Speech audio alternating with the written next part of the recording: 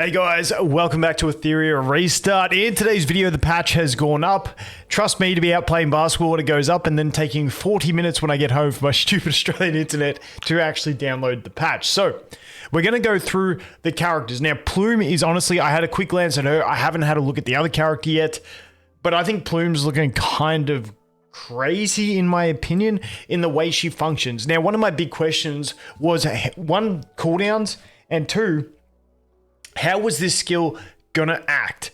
And the way it reads to me sounds like a good result for her. So she does 3 hits of damage to all enemies. Each hit has a 45% chance to dispel one buff effect, which, you know, as we know, if 45% with the max you can reach being 90%, that's like, you know, you do need good accuracy, obviously, to get up there, but that is a really good chance. And you know, you get 3 hits of that. So obviously buff stacking is going to be a thing as always. We don't have an AoE like remove all buffs yet, which I'm glad this wasn't because that would have been really cracked. But 3 hits, each one having a chance to dispel 1 buff. Really solid.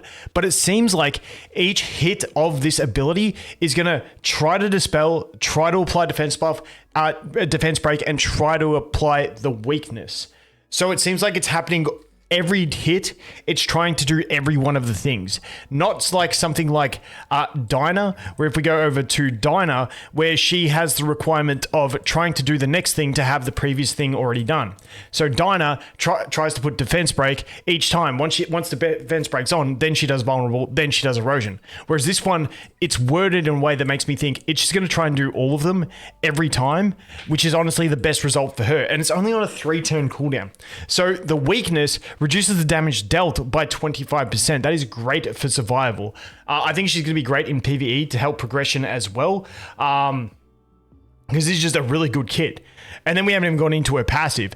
Now, her passive over here, but whenever an Animus uses an active skill or triggers a passive skill, for every 1 debuff inflicted to the enemy unit, there is a 100% chance to inflict an extra 1 stack of Cursed Quill.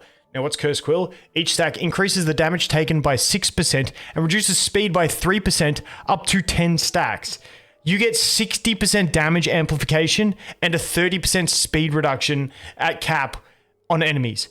In long fights, when we look to, you know, the guild bosses and stuff like that, or the wolves, like this is just crazy amplification on top of amplification when she already has the death break amplification and also survivability. But yeah, I think everywhere, because it's whenever anyone lands a debuff, but Animus except Plume can only stack 1 per skill. So if you apply like 3 debuffs with another character, let's say Kloss, I mean, you're not going to use Kloss with her, but let's say you apply 3, you're only going to get 1, except for her. If she applies 2, she's going to get it, get the 2.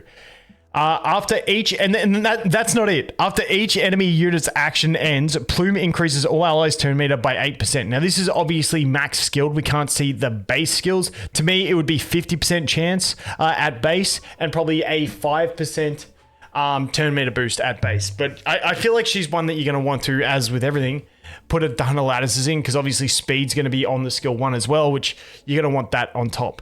Now, her skill 1 is AoE with a 100% chance, once again max skilled, to put 1 stack of Cursed Quill.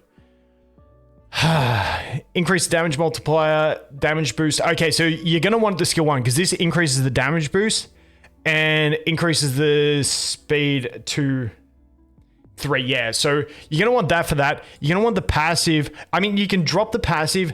I feel like you want the 8% turn meter. So maybe you can leave the final application, because you're going to be building her with enough accuracy anyway.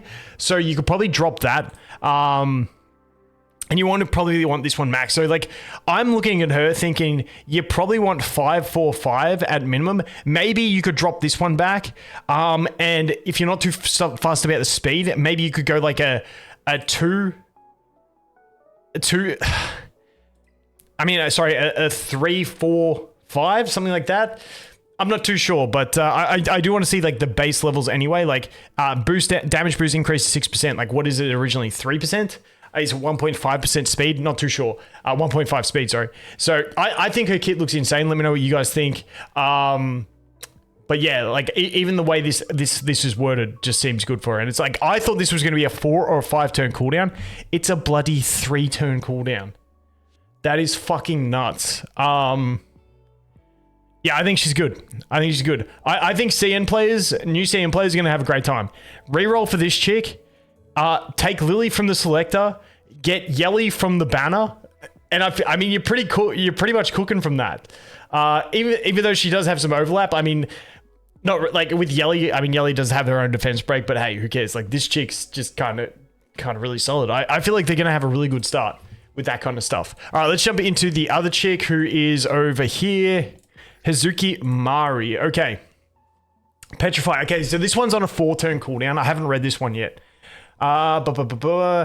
Strikes her ball, dealing 2 hits of 150% damage to all enemies. The first attack has a 100% chance to apply resistance down for 2 turns, and the final hit has a 60% chance to apply Petrify for 1 turn. Now, Petrify, target cannot take action, and the cooldown will not be automatically reset at the end of the unit's turn. When it says reset, I believe it like at... I believe it means their cooldowns don't reduce at the end of their turn by 1, like the normal turn does at the end. But isn't it at the start of your turn? Doesn't the cooldown happen at the start of the turn, or does it actually happen at the end of the turn? Anyway, if you just use your skill 3 and it's on full cooldown, after you come out of the Petrify, it'll still be on full cooldown. I believe that's what it's saying. Not too bad. All right. Let's play something. Aura effect. All units on the battlefield gain 30% attack increase. Healing effects are additionally reduced by 30%, and allies can no longer receive attack up.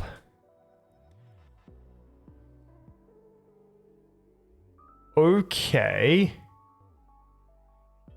What's this sphere? Well, Hizuki Mari... Okay, so this is the buff that displays it. Attack increased by 30%. Healing down. The field-wide attack increase effect does not apply to enemy units in PvE mode. Okay, this is kind of nice for PvE. Basically, you're sacrificing 10% attack to have a guaranteed 100% uptime all the time without having to worry about a buff, without the buff getting stripped or anything like that. Now, in PvP, it's a bit of a different situation. The idea is you bring her in against bruiser comps so they don't benefit from the attack buff. And they get hurt by the healing reduction. I believe that's the play there, but it's nice that it doesn't occur in PvE modes. That's a really nice addition there. So I do like that. Let's get here.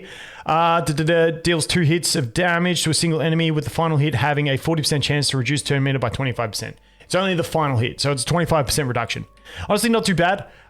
Just another control unit that you can put in sort of like a damaging type comp. I haven't thought of a comp exactly that I would use her in. The 4 turn cooldown is kind of lengthy as well, but like if you... I mean, the idea is you're bringing her in against the bruisers so that you can clap with your attackers, is essentially it. So you're running like a control/attacker hybrid. Or maybe like you don't even need attackers. You just ignore the attack buff and you just play full control with her. And that way the healing's reduced by enemies. But if you're playing full control, you try not to let them get around to healing. I'm not sure. Let me know what team you guys would be using her in. I haven't got it off the top of my head. But that is the 2 new characters. I'm quickly going to glance at the Shells. But then I'll go do a whole new thing on the Shells. What's this one say? Whenever this unit resists an enemy, any debuff effect, gain 20% turn meter, can only trigger 1 time per turn. Now, this 1 time per turn, I believe it's per... Like, some of these things, I don't know whether it's per turn of yours or per turn of the enemy that hits you that you then resist. That's what I need to see in this one. Can also trigger when the Animus is unable to act. So I'll have to see what that is. Maybe high res builds could be a fun little thing. I mean, they're already really strong on your healers and stuff like that, so not too bad. Ouroboros. Dude looks pretty cool. I like this guy. His face... okay. It's like he didn't render properly. I'm like, he's so blurry.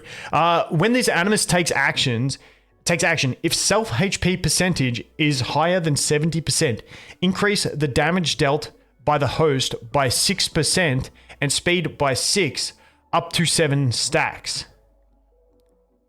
Damn, that's not bad. That's not bad at all.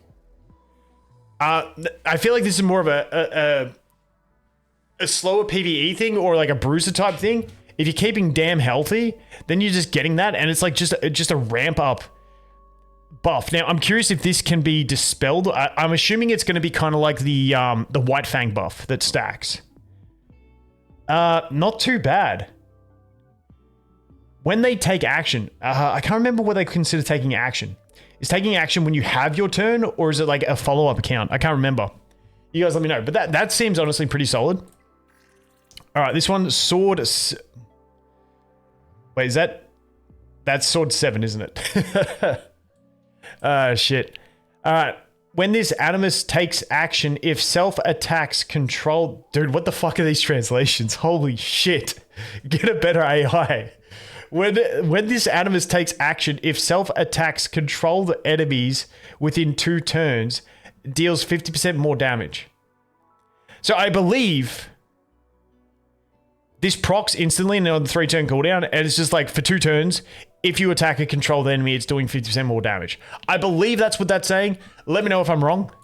And over here, we've got the Tiger. When this Animus takes action, selects an enemy with the lowest HP percentage, prioritizing bosses, that's good, and deals 180% damage to the target, increasing their number 1 hit of damage taken in this turn by 50%. Wait, so that's just saying my Lilium's attack gets a 50% damage boost? Like when she uses her skill 3 at the start of battle? Is that what that's saying? That's pretty solid. And that's on a 3-turn cooldown. So if you have a big nuke on a 3-turn cooldown, every time your big nuke comes around, you're doing this. Keep in mind with Lily reducing cooldowns by 2, it means you get to double up on this. I feel like I'm going to get this for Lilium. I feel like that's the play. Anyway, that is a look at all the things. I'm not going to go through the boss in this one. I'll sit down, have a play with the boss, and get back to you guys. Let me know what you guys think about the update. Let me know what you think about the characters. I'm really excited for Tiger.